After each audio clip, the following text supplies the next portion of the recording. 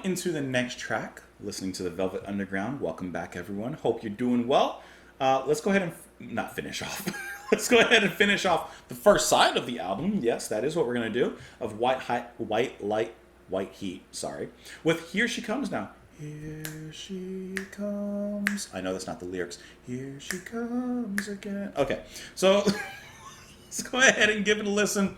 We'll talk about it a little bit after. Hope that you guys are enjoying the music. Hope you guys are enjoying the album so far. I'm sure that there's a number that are hating this, and there's probably a number that are liking this. I don't know. I'm happy to sit here and learn. That's the whole point of the channel. That's me wanting to do this, and that's why even though this wasn't like an album or a band that was like hugely recommended, I just wanted to hear them for my own experiences. So let's go ahead and give this one a listen.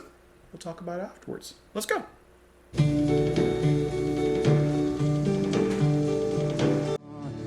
This one's definitely a lot lighter.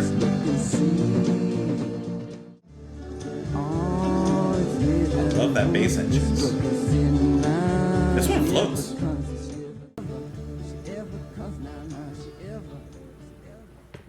Okay, Here She Comes Now is completely tonally different from the other three tracks that we just listened to. And it's actually a great way to end the first side of the album. So while the first few tracks have been like, especially production-wise, but like kind of oppressive and kind of dark and very weirdly angular, this is kind of sweet, kind of floaty, kind of atmospheric, just kind of gentle. From the singing to especially the guitar. Hold on, who's playing guitar on this particular track? Is it going to be Reed?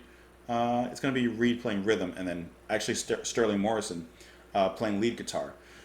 I like that a lot because it really lightened things up wonderfully. You know, yes, it's nice to listen to like darker music and distorted things, but especially like when you're listening to a whole album or a whole experience, you want those occasional sunrises and like, you know, you want that occasional light. It kind of gives you a little time to breathe, kind of gives you time to reset, relax. And this works for the first side of the album because once you flip it back over, I'm sure we're going to get back into some stuff, you know? I'm sure we're going to get back into that.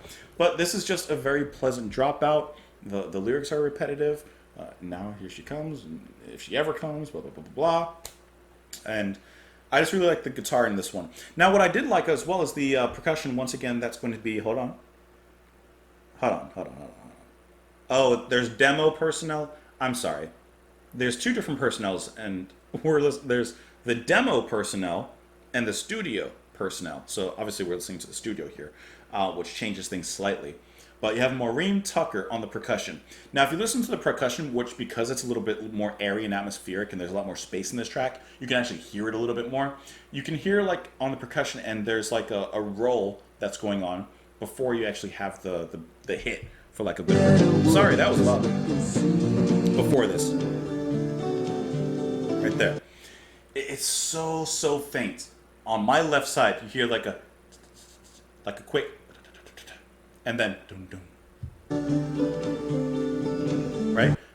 Dum dum dum. Now you hear the ride also, or some sort of cymbal. I don't know. There's something else in there. There's something in these murky waters. Is what I'm getting to.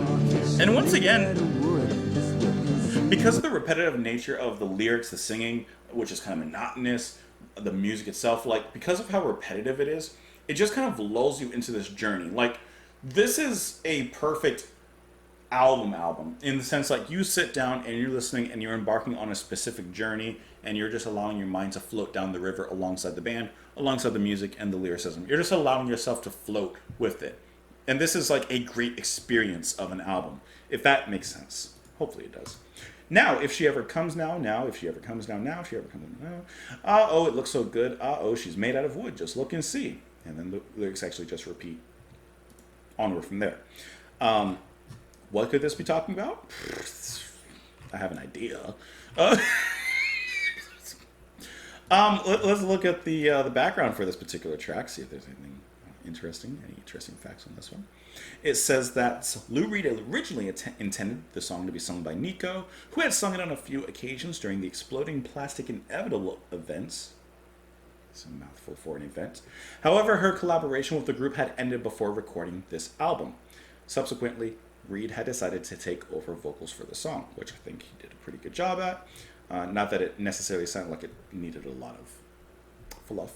The double entendre of the title has been interpreted by writers to mean that the song is about sex and the female orgasm. Yes, that's where my thoughts went. Due to the group's fondness of writing songs related to drug use, the word she has also been regarded as a metaphor for drugs and awaiting an intoxication that fails to occur. Either way, it's waiting for something that doesn't happen, hence the line, she's made out of wood kind of thing. Another common interpretation is that the song is about Reed's ostrich guitar. An ostrich guitar? I guess that's just a specific type of tuning.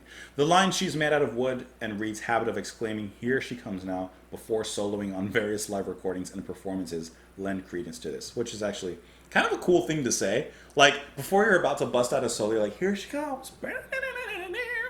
Anyways,